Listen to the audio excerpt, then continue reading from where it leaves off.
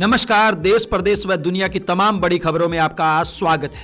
आइए एक नजर डालते हैं आज की मुख्य हेडलाइंस पर। बड़ी खबरों में आज हम आपको बताएंगे, हरियाणा में 84 लाख बिजली उपभोक्ताओं को सरकार ने दिया बड़ा झटका। बीजेपी के पूर्व मंत्री के खिलाफ हाईकोर्ट ने दिए जांच के आदेश। बीजेपी मंत्री राव नरवीर ने पूर्व मंत्री को हड़काया, वीडियो हुआ वायरल। कर्मचारियों की होगी बल्ले बल्ले, केंद्र सरकार ने 8वां वेतन आयोग बनाने की दी मंजूरी। फिल्म अभिनेता सैफ अली खान पर घर में घुसकर हुआ जानलेवा हमला। हरियाणा में घर वालों को बेहोश कर विवादता हुई, लाखों रुपए लेकर फरार। इन्फोसिस कंपनी ने 3 महीने में कमाए 6,806 करोड़ रुपए। अमेरिकी राष्ट्रपति जो बाइडेन ने विदाई भाषण में दिया बड़ा बयान। अब फरी में महकूम जाएंगे हरियाणा के बुजुर्ग, सरकार ने किया ऐलान। हरियाणा में बीजेपी नेताओं के उखाड़े पोस्टर। किसानों का शंभू बॉर्डर से दिल्ली कूच का ऐलान। बीजेपी अध्यक्ष मोहनलाल बड़ोली मामले में आया नया मोड़। अब हरियाणा में आलसी अफसरों को जबरन घर बिठाएगी हरियाणा सरकार। हरियाणा के कांग्रेस नेता आए मोहनलाल बड़ोली के समर्थन में। मेडिकल कॉलेज में रैगिंग पर मचा बवाल। बिजली विभाग के जेई पर हमला करने वाली महिला गिरफ्तार। मोहनलाल बड़ोली मामले में महिला आयोग की चेयरपर्सन रेणु भाटिया ने दिया बयान। मोहनलाल बड़ोली के समर्थन में ब्राह्मणों ने किया बड़ा ऐलान। दिल्ली विधानसभा चुनाव में आया नया मोड़। अंतरिक्ष में डॉकिंग करने वाला चौथा देश बना भारत। जहां मोदी पढ़े उस स्कूल का 72 करोड़ में हुआ रेनोवेशन।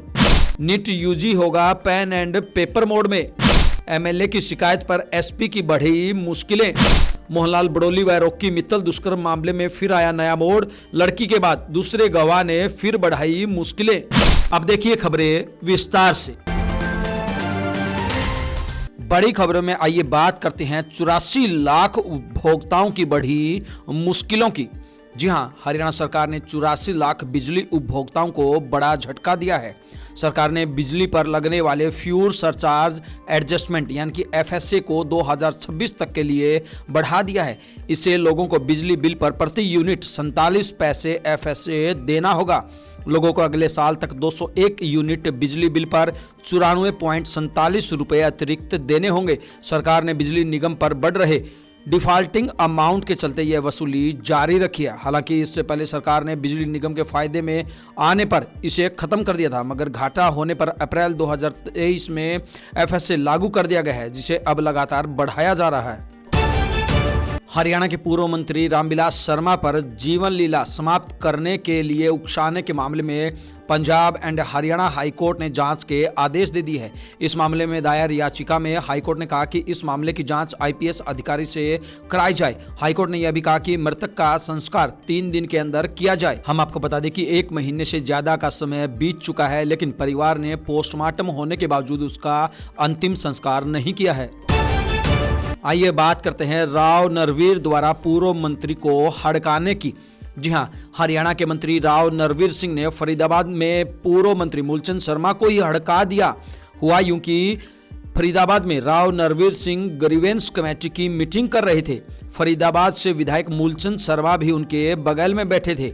उन्होंने मंत्री राव नरवीर को कहा, पूरे शहर का बुरा हाल है। इस पर पलटते हुए मंत्री राव नरवीर बोले, अभी भी बुरा हाल है। 5 साल आप मंत्री रहे, आपने क्या किया जनाब? अरे छोड़ो यार। ये कहते हुए का इसका वीडियो अब जमकर वायरल हो रहा है। आइए बात करते हैं देश भर के कर्मचारियों से जुड़ी बहुत ही अच्छी खबर की।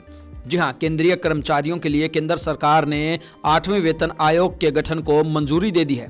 आयोग की सिफारिशें 2026 से लागू होंगी। यह जानकारी कैबिनेट बैठक के बाद केंद्रीय मंत्री अश्विनी वैष्णव ने दी।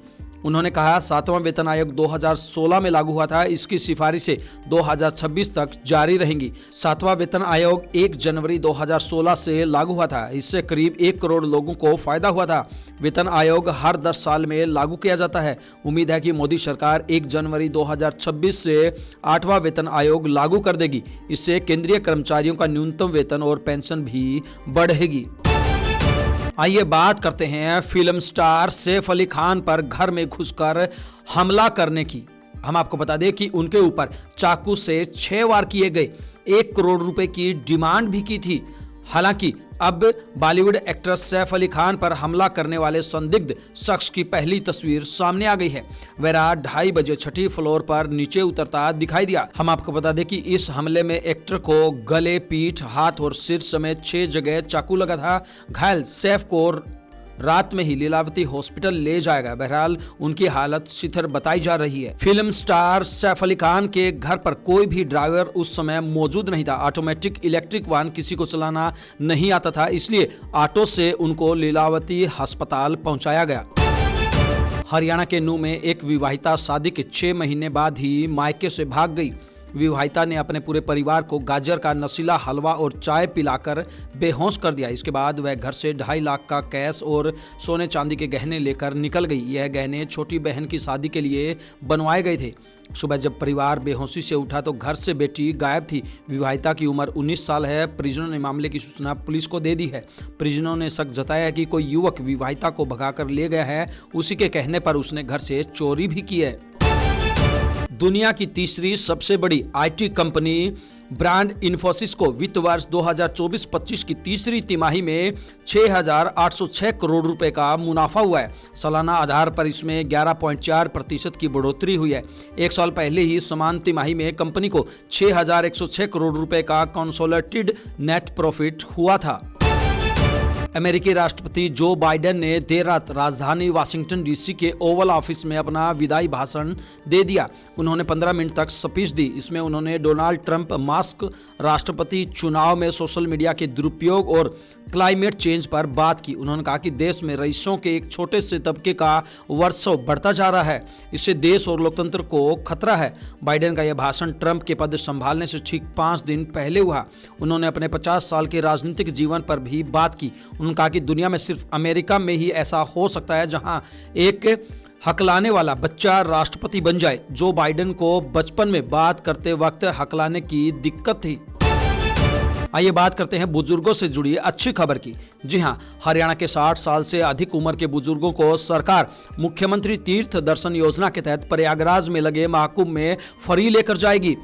हरियाणा के सीएम नायब सिंह सैनी ने यह ऐलान सरकार के 100 दिन के कामों की समीक्षा के लिए बुलाई गई बैठक के दौरान कहा।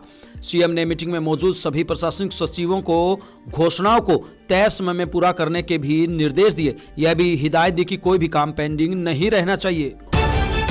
हरियाणा के पानीपत शहर में अवैध होर्डिंग लगाने वालों पर नगर निगम ने कार्रवाई की है। यहां टीम ने बीजेपी नेता राजीव जैन के सभी अवैध होर्डिंग उतार दिए हैं। जैन ने पूरे शहर भर में लोहड़ी पर्व की बधाई संबंधित होर्डिंग्स लगवाए हुए थे। इनके अलावा भी टीम ने शहर की 24 ऐसी जगहों को चिन्हित किया था जहां ये अवैध होर्डिंग लगे हुए थे। इसके साथ ही काफी संख्या में छोटे फ्लैक्स उतरवाए गए हैं। बता दें कि शहर में अवैध होर्डिंग लगाकर सुंदरता बिगाड़ी जा रही थी। आइए बात करते हैं किसान आंदोलन से जुड़ी बड़ी खबर की। जी हां, हरियाणा पंजाब के शंभू बॉर्डर पर आंदोलन कर रहे किसानों ने 21 जनवरी को दिल्ली कूच का ऐलान कर दिया है। किसान नेता सरवण पंधेर ने कहा कि इसमें 101 किसान शामिल होंगे। उन्होंने कहा कि केंद्र सरकार अभी तक वार्ता का मन नहीं बना रही है, इसलिए आंदोलन को और तेज करेंगे। उन्होंने पीएम नरेंद्र मोदी को चेतावनी भी दी है कि प्रधानमंत्री रहते ही वो देश में एमएसपी पर फसल खरीद की गारंटी का कानून बनवाएंगे। किसानों की सभी मांगे देश हित में है और उन्हें लागू कराया जाएगा। हम आपको बता दें कि किसान इससे पहले भी दिसंबर महीने में 3 बार दिल्ली कूच की कोशिश कर चुके हैं, लेकिन तीनों बार हरियाणा पुलिस ने उन्हें बैरिकेड पर ही रोक लिया है। आइए बात करते हैं हरियाणा बीजेपी अध्यक्ष पर दर्ज हुई एफआईआर में आए नए मोड़ की। जी हां, हरियाणा बीजेपी अध्यक्ष मोहनलाल बड़ोली और सिंगर रॉकी मित्तल पर जबरदस्ती शारीरिक संबंध बनाने के मामले में दर्ज हुई एफआईआर कराने वाली महिला को लेकर नया खुलासा हुआ है।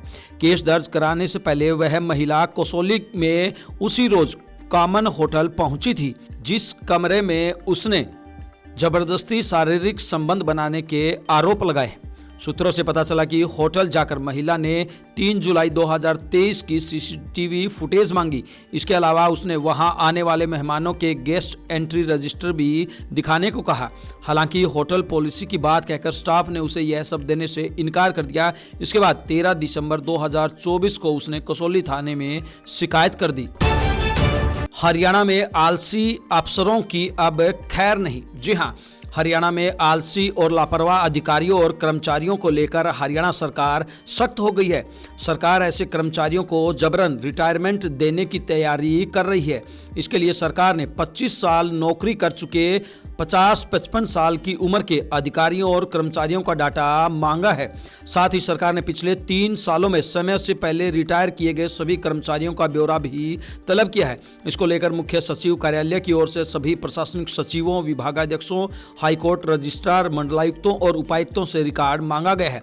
सीएम के आदेश में बताया गया है कि 1 जनवरी 2022 से 31 दिसंबर 2024 तक 50 से 55 साल की उम्र के कितने कर्मचारियों को समय से पहले रिटायरमेंट दी गई है। कहीं ना कहीं हरियाणा सरकार अब आलसी व लापरवाह अधिकारी और कर्मचारियों की चूड़ी टाइट करने का मन बना चुकी है। कांग्रेस नेता बोले बड़ोली पर एफआईआर गलत है। जी हां, करनाल की असंध विधानसभा से कांग्रेस के पूर्व विधायक शमशेर सिंह गोगी ने भाजपा प्रदेश अध्यक्ष मोहनलाल बड़ोली पर दर्ज एफआईआर को लेकर बड़ा बयान दिया है। उन्होंने कहा कि एफआईआर कहां दर्ज हुई है इसकी उन्हें जानकारी नहीं है, लेकिन किसी ने उनके पास एफआईआर की कॉपी भेजी थी। गोगी का मानना है कि यह बीजेपी के अंदरूनी मसलों का परिणाम हो सकता है। उन्होंने कहा कि मोहनलाल बड़ोली एक शरीफ इंसान है और वे उन्हें लंबे समय से जानते हैं। राजनीतिक मतभेद अपनी जगह है, लेकिन व्यक्तिगत तौर पर देखा जाए तो वह सज्जन व्यक्ति हैं। उन्होंने सख्त जताया कि भाजपा खुद अपने अध्यक्ष को हटाने की साजिश रच रही है। उन्होंने कहा कि अगर भाजपा को मोहनलाल बड़ोली को हटाना मुश्किल हो रहा है तो यह सब भाजपा ने ही करवाया होगा। गोगी ने इस मामले की सीबीआई जांच की भी मांग की है। आइए बात करते हैं मेडिकल कॉलेज में रैगिंग पर हुए बड़े बवाल की। जी हां, हरियाणा के सोनीपत में विमेंस मेडिकल कॉलेज में एमबीबीएस की एक छात्रा ने सीनियर पर रैगिंग का आरोप लगाया है। शिकायत के आधार पर कॉलेज प्रशासन ने 5 से 6 सीनियर छात्राओं को सस्पेंड कर दिया। हालांकि छात्राओं को सस्पेंड करने की कोई भी पुष्टि नहीं कर रहा, लेकिन जब हमने बातचीत की तो बातचीत में एक छात्रा ने बताया कि उसे निलंबित किया गया है। सस्पेंड करने पर सीनियर छात्राएं भड़क गई। उन्होंने कॉलेज परिसर में प्रदर्शन किया। स्थिति को देख पुलिस को बुलाना पड़ा। सीनियर छात्राओं का कहना है कि किसी के साथ कोई भी रैगिंग नहीं की, कोई भी गलत व्यवहार नहीं किया, ये गलतफहमी है। चरखी दादरी में बिजली चोरी पकड़ने गए जेई पर हमला करने वाली महिला को पुलिस ने गिरफ्तार किया है। वहीं महिला के साथ उसके बेटे ने भी जेई पर हमला किया था, जिसकी पुलिस को अभी भी तलाश है। 12 जनवरी को बिजली निगम के जेई मिने कुमार गांव मोड़ी में बकाया बिल की राशि के लिए टीम के साथ गए थे। उसी दौरान ये हादसा हुआ था। हरियाणा राज्य महिला आयोग की चेयरपर्सन रेणु भाटिया कैथल पहुंची। वहीं इस दौरान रेणु भाटिया ने भाजपा प्रदेश अध्यक्ष मोहनलाल बड़ोली पर लगे रेप के आरोपों पर अपना पक्ष रखा। उन्होंने कहा कि अभी तक आयोग के पास मामले में कोई औपचारिक शिकायत नहीं आई है। हालांकि उन्होंने स्पष्ट किया कि अगर पीड़िता की सहेली आकर बयान दर्ज कराती है तो तुरंत कार्रवाई की जाएगी। भाटिया ने कहा कि मामले की निष्पक्ष जांच होनी चाहिए और आरोप साबित होने पर सख्त कार्रवाई की जाएगी। हरियाणा भाजपा के प्रदेश अध्यक्ष मोहनलाल बड़ोली के समर्थन में अब ब्राह्मण सभा भी कूद गई है। उन्होंने कहा कि मोहनलाल बड़ोली बहुत ही संत प्रवृत्ति के व्यक्ति हैं और किसी भी प्रकार का नशा नहीं करते। एक महिला द्वारा उन पर लगाए गए आरोप पूरी तरह से बेबुनियाद हैं। समाज के नेताओं ने चेतावनी दी कि अगर मामले की उच्च स्तरीय जांच नहीं की गई तो वे सड़कों पर उतरने के लिए मजबूर होंगे। दिल्ली की राउज एवेन्यू कोर्ट ने दिल्ली की सीएम आतिशी और आम आदमी पार्टी सांसद संजय सिंह को नोटिस जारी किया है। ये नोटिस कांग्रेस नेता संदीप दीक्षित के मानहानि के मामले में दिया गया है। मामले की अगली सुनवाई 27 जनवरी को होगी। नई दिल्ली से कांग्रेस उम्मीदवार संदीप दीक्षित ने अपनी शिकायत में कहा कि 26 दिसंबर को नई दिल्ली में प्रेस कॉन्फ्रेंस में उनके और कांग्रेस पर मानहानि करने वाले आरोप लगाए थे। सीएम आतिशी और संजय सिंह ने कहा था कि संदीप दीक्षित ने केजरीवाल को हराने के लिए भाजपा से करोड़ों रुपए लिए हैं और वे बीजेपी के साथ मिलकर आम आदमी पार्टी को हराने की साजिश रचने में शामिल हैं। भारत अंतरिक्ष में 2 स्पेसक्राफ्ट को सक्सेसफुली डॉक करने वाला चौथा देश बन गया है। इससे पहले रूस, अमेरिका और चीन ही ऐसा करने में सफल रहे। इसरो ने बताया कि 16 जनवरी को सुबह डॉकिंग एक्सपेरिमेंट को पूरा किया गया। इस मिशन की कामयाबी पर चंद्रयान 4, गगनयान और भारतीय अंतरिक्ष स्टेशन जैसे मिशन निर्भर थे। चंद्रयान 4 मिशन में चंद्रमा की मिट्टी के सैंपल पृथ्वी पर लाए जाएंगे। वहीं गगनयान मिशन में मानव को अंतरिक्ष में भेजा जाएगा।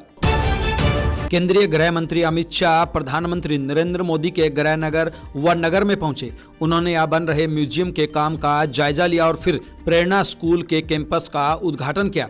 यह वही स्कूल है जहां प्रधानमंत्री नरेंद्र मोदी ने 1962 से 1967 तक 8वीं से 11वीं कक्षा तक पढ़ाई की थी। अब इसी स्कूल को प्रेरणा स्कूल के नाम से जाना जाता है। आज यह स्कूल एक हेरिटेज साइट बन गया है। इस मौके पर अमित शाह ने कहा, मैंने विश्व के नेताओं के बचपन के बारे में पढ़ा है, लेकिन नरेंद्र मोदी ने पूरे देश की भलाई के लिए जो किया है वह किसी से नहीं छुपा है। हम आपको बता दें कि जहां मोदी पढ़े थे उस स्कूल का रिनोवेशन का कार्य अब 72 करोड़ रुपए से हुआ है।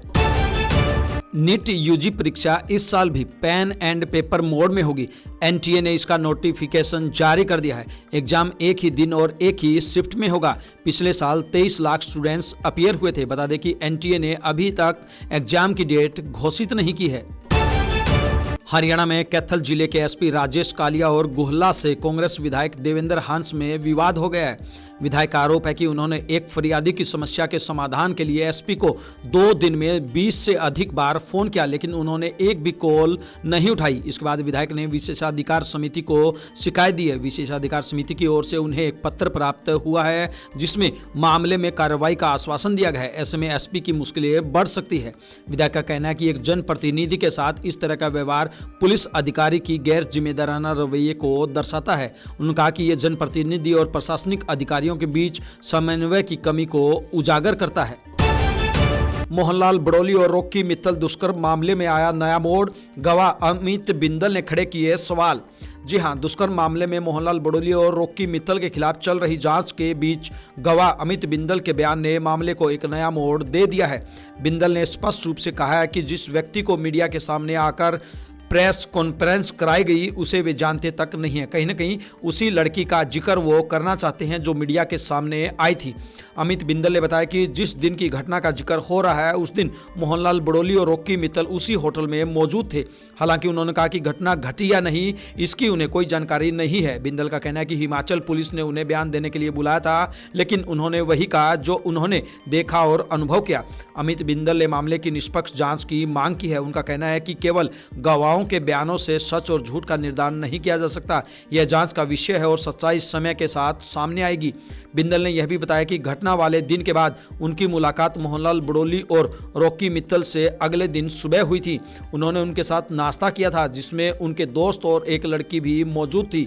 बिंदल ने कहा कि पीड़िता के दर्द को न तो वह समझ सकते हैं और न ही कोई और। उन्होंने कहा कि जब पीड़िता खुद सामने आएगी तभी चीजें स्पष्ट हो पाएंगी।